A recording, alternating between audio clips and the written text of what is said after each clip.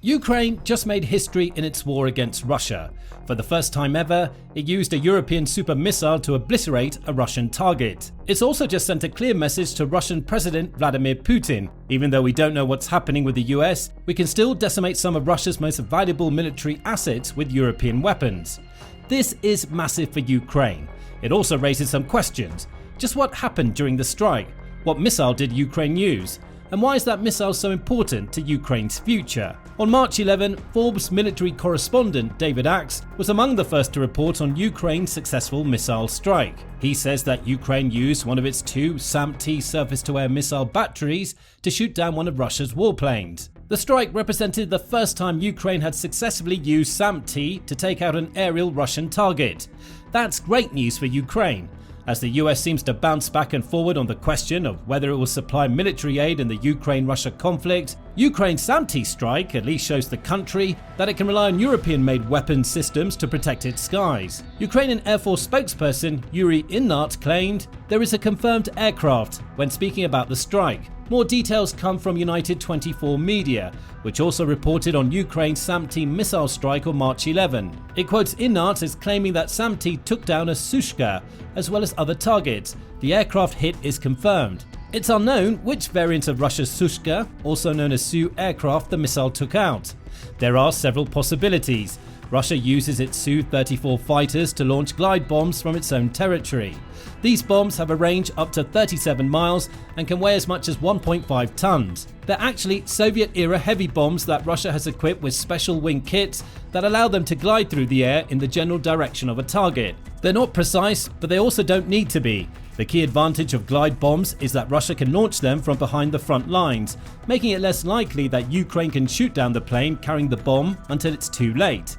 Perhaps it's one of the Su-34s launching these glide bombs that Ukraine just destroyed with its SAMP-T missiles. Euromaidan suggests that the jet could also be a Su-27 or Su-35. The former is a Soviet-era fighter jet first introduced in the Russian military in 1985. It would still be a huge get for Ukraine.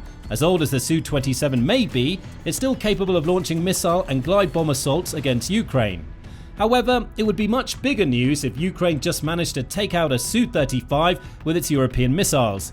Introduced in February 2008, the Su-35 is among the most advanced fighter jets in Russia's arsenal. It's an upgrade over the Su-27 that's capable of a maximum speed of 1,485 miles per hour and carry a range of guided munitions, including Russia's KA-B-500 satellite-guided bomb.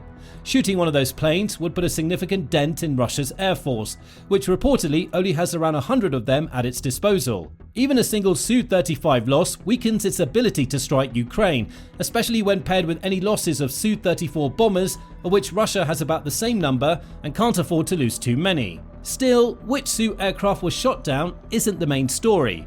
The headline, at least for Ukraine, is the weapon system it used to take the plane out of the skies. Why? To answer that question, we first need to explain what the SAMP-T is. Developed in France, the Aster-30 SAMP-T is a surface-to-air missile platform that's used to defend against a range of aerial threats.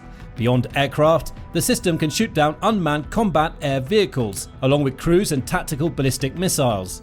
It was developed by SAMP and is used by various militaries, including those in France, Italy and Singapore.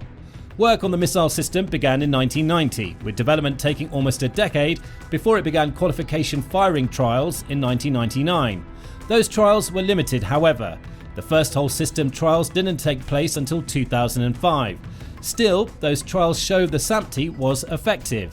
It managed to intercept a C-22 aircraft at an altitude of 22,965 feet and a range of over 85,000 feet. That test demonstrated that the SAMP-T is an effective long-range weapon. So, what makes up the SAMP-T air defense system? A SAMP-T battery, of which Ukraine has two, includes 6 transporter erector launcher vehicles, each capable of carrying 8 missiles to give the system the ability to fire off 48 missiles in a single volley. The system also includes a command and control vehicle and an Arabelle radar, along with its complex computer systems that allow it to scan and reveal what's in the skies surrounding it in real time. The Arabelle radar may be the true highlight of the SAMP-T. The missile system uses an upgraded version of this radar that enables it to scan for targets at a range of 372 miles. That scanning capability makes SAMP-T effective against incoming ballistic missiles. It also means that Ukraine may have used it to scan the skies behind the front lines for signs of Russian aircraft taking to the skies to launch glide bombs. As for the Arabelle itself, it's a 3D phased array radar that incorporates a 4,000 element antenna capable of rotating at a speed of 1 revolution per second. That gives the radar the ability to deliver almost instant images of the skies above Ukraine, with those images being refreshed every single second. The Arabelle is also capable of tracking up to 100 targets simultaneously, making it ideal for identifying incoming missile and drone barrages, and can transmit command update data to 16 missiles at the same time. So if Arabelle identifies an incoming threat, it can immediately tell 16 of the SAMP-T battery's 48 missiles about it, prepping them for launch using the targeting data the radar delivers. Speaking of missiles, the SAMP-T uses Aster 30 Block 1 missiles that are packed with a seeker, fuse and a directional blast warhead. That warhead is important. When the missile explodes, the larger warhead fragments created are directed toward the target, shredding up armor to cause immense damage. Each missile has a booster motor that measures 7.5 feet and weighs just a touch under 750 pounds. However, the missile jettisons that motor when it's in the sky, with a part of the missile that contacts the target weighing 242 pounds. The missile has a maximum range of 62 miles and can reach speeds of up to 3,131 miles per hour, more than fast enough to intercept almost every fighter jet in Russia's stockpiles. When you consider that the SAMP-T can launch up to 48 of these missiles in a single strike, it's clear that the Su aircraft Russia just lost stood no chance against such an overwhelming force. The launcher is also mobile. Every SAMP-T missile launcher is loaded onto a Renault 8x4 Kerax transporter, which is a militarized truck-to-truck that's been adapted for military use. That essentially makes SAMP-T portable. Ukraine can station it in an area it believes is under threat, fire missiles to take out incoming Russian aircraft and aerial assets, and then move the SAMP-T onto a new location. So it's clear that the SAMP-T is both a powerful and advanced weapon. That alone indicates why it's so important to Ukraine, as every powerful weapon the country has offers another way to combat Russia's aggression. However, the answer to the why question goes much deeper than that. SAMP-T is vital for Ukraine because it's essentially the European equivalent of the Patriot missile defense system Ukraine has used to such devastating effect against Putin's forces. And the fact it's such a close equivalent may be vital for a simple reason. Ukraine may soon have to replace its Patriot missile batteries with SAMP-T systems. Part of the reason is that Russia has started to enjoy some serious success against Ukraine's Patriot systems. For instance, December 2024 saw Russia manage to take out 4 of Ukraine's Patriot batteries as part of Putin's ongoing efforts to degrade Ukraine's aerial defense. Russia's Ministry of Defense says that the December strike targeted the radars and launchers of the Patriot units, along with supply concentrations, airfields, and strategic equipment across 146 locations. Russia used its powerful Iskander-M ballistic missiles to carry out the strike. Patriot losses were mounting up even before this December attack. According to Bulgarian military, May 2023 saw Russia destroy a Patriot radar array via missile launch from a MiG-31K fighter jet. Russia also carried out a precision strike in March 2024 that targeted Patriot batteries in several contested regions, including Donetsk and Odessa. Combine that with Russia using a precision-guided missiles to decimate a pair of Patriot systems in Yuzhnoye back in July 2024, and it's clear that Patriots are priority targets for Russia. The Mer news agency says that Russia has managed to destroy at least 30 Patriots as of December 2024.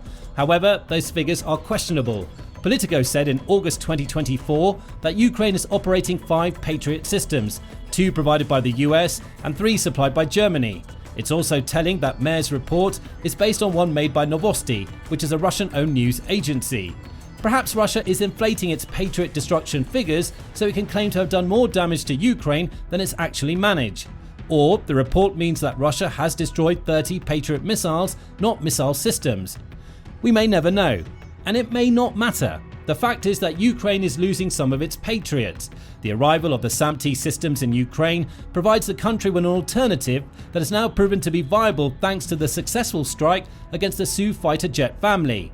However, Russia's destruction of so many Patriot systems isn't the real problem. After all, the US and Ukraine's European allies could provide more, right? Perhaps not. And the reason is that Ukraine is having to deal with a lot of mixed signals from the United States right now. On March 4, US President Donald Trump suspended all incoming military aid to Ukraine. The decision blocked weapons that were already in transit to Kiev, along with billions of dollars in aid the US had promised to Ukraine before Trump became president. At the time, the move was seen as an attempt by Trump to convince Ukrainian President Volodymyr Zelensky to enter peace negotiations with Putin.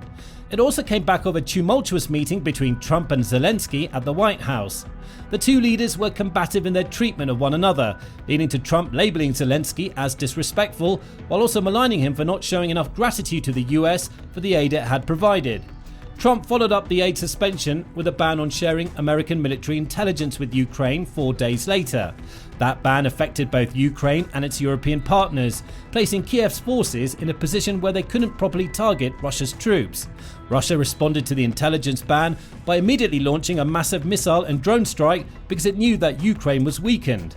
The combination of those two bans presents real problems for Ukraine's use of the Patriot weapon system.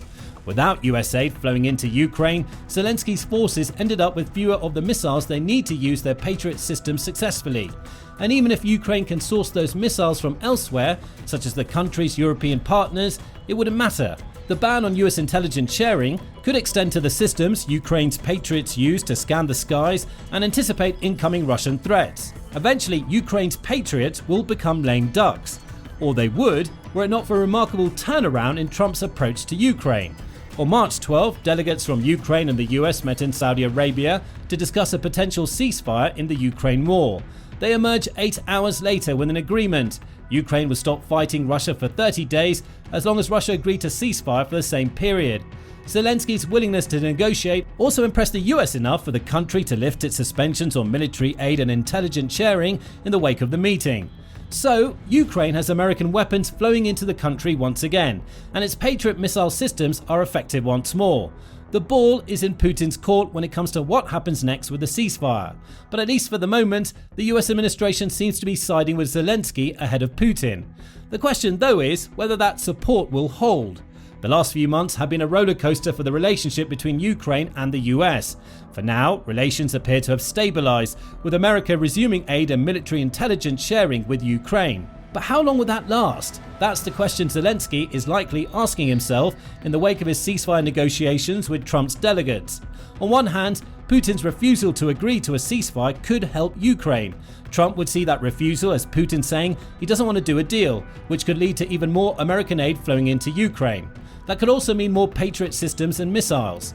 However, Putin could also see this ceasefire deal as a way to negotiate for the concessions he wants. If he plays his cards well, Putin could then position himself as the leader who wants a deal by offering Ukraine a form of peace that threatens the country's sovereignty. Ukraine's refusal of such a deal could result in another US turnaround. Aid and intelligence might be lost once more, and Ukraine will be right back to a situation where its patriots become useless. So, Ukraine may see the SAMP systems as its backup plan. Patriots may or may not be better than SAMPs. Ukraine is certainly more familiar with the former missile system. However, if the US once again pulls its support, at least Ukraine has now proven that SAMP can be effective against Russian aerial assets with its March 11 strike. How it compares to the Patriot system remains unclear, with more confirmed strikes needed to make that determination. But SAMP and Europe's super missiles would certainly be better than the nothing Ukraine may be left with if it relies on the US alone for its aerial defense. Of course, there's also the opposite side of that coin to consider. Let's say the ceasefire negotiations represent the turning of a new page for Ukraine. Regardless of Putin's response, the US may continue to provide military aid and intelligence, which means Ukraine's patriots stay online. In that scenario, the arrival and success of SAMP isn't just a backup plan, it's a game changer. It gives Ukraine the ability to make its aerial defense strategy stronger than ever before. David Axe makes that point in his Forbes report on Ukraine's SAMP missile strike. He notes that Ukraine's 2 SAMP units, when combined with its Patriot systems, brings the country's total to 7 vital missile batteries. In theory, Axe claims that combination should be just about enough to provide aerial cover for all of Ukraine's largest cities. That tallies with Zelensky's requests. Ukraine's leader said in April 2024 that his country needed at least 7 Patriots to cover those major cities. At the time, Russia had already launched 1,200 missiles, 8,500 glide bombs, and around 1,500 drones at Ukraine during the first 4 months of 2024. SAMP has just proven itself a viable alternative, especially given the reports that Ukraine lost several of its Patriots in 2024. Combined with the Patriots Ukraine already has, the SAMP could become a vital part of Zelensky's aerial defense strategy. At the very least, he can use his SAMPs to take out more Russian planes and incoming missiles, relieving pressure on Ukraine's embattled cities. Plus, more of both systems, along with missiles, may be incoming if Ukraine can maintain strong relationships with the US and Europe. The latter shouldn't be a problem. As for the former, we can only wait and see. Unfortunately, it's not all roses for Ukraine. Even if it achieves the perfect scenario of having both the Patriot and SAMP active on its territory, it still faces a massive problem: missile scarcity. According to Axe, the Patriot systems manufacturer Lockheed Martin currently builds around 500 Patriot missiles annually. It's ramping that production up to reach 650 missiles produced per year by 2027. The company is also building a missile manufacturing plant in Germany, though that will take time to bring online. Once that factory is ready, the company will be producing 750 missiles per year. That's an impressive number, but when you consider that each Patriot launching station can carry either 4 PAC-2 missiles or 16 PAC-3 missiles, and the station will likely launch all of them in a single defensive operation, the hundreds of missiles Lockheed Martin is producing could soon dry up. The scarcity issue is even worse for the SAMP. Axe reports that France and Italy combined to order 700 of the Aster missiles the SAMP needs in 2022. The two countries, along with the UK, also inked a deal for 220 more Asters in early March. Some of these missiles will likely find their way to Ukraine. However, none of these countries are buying these missiles specifically to support Zelensky's forces. They're buying them as part of their own rearmament programs. The 222 missiles, for instance, will likely replace the older Asters the 3 nations have already sent to Ukraine. Aster missiles also take a long time to make. MBDA, which is the European manufacturer responsible for the missiles, takes around 2 years to produce a single Aster missile. Granted, it builds the missiles in batches and to order, but that's still a massive turnaround time for the weapons. If Ukraine runs out of the Asters it has today by the end of 2025, it may have to wait until 2027 before it can get more. And as Defense Express pointed out on March 11, Ukraine is already running low on these missiles. Plus, there are limited numbers of SAMPs to go around. France has had 10 before it donated one of them to Ukraine. Italy only had 6, though again one of their systems is in Ukraine. Singapore's stockpile of the missile system amounts to a measly 2, and it has no reason to send any of them to Ukraine when it has China to worry about. So, if it's not missiles that present a scarcity problem to Ukraine, it could be the lack of SAMP availability in the future. But for now, none of that matters. Ukraine has just scored its first kill with a European super missile, making history in the process. Its relationship with the US is looking better, and it's proven to Putin that even his best aircraft aren't safe from Ukraine's aerial defense. Perhaps that message is more important than any future concerns about scarcity. But what do you think about Ukraine's use of the SAMP to take out a Russian Su fighter jet? Will we see more of this dangerous missile system in action over the next few months? How important is SAMP to Ukraine's future?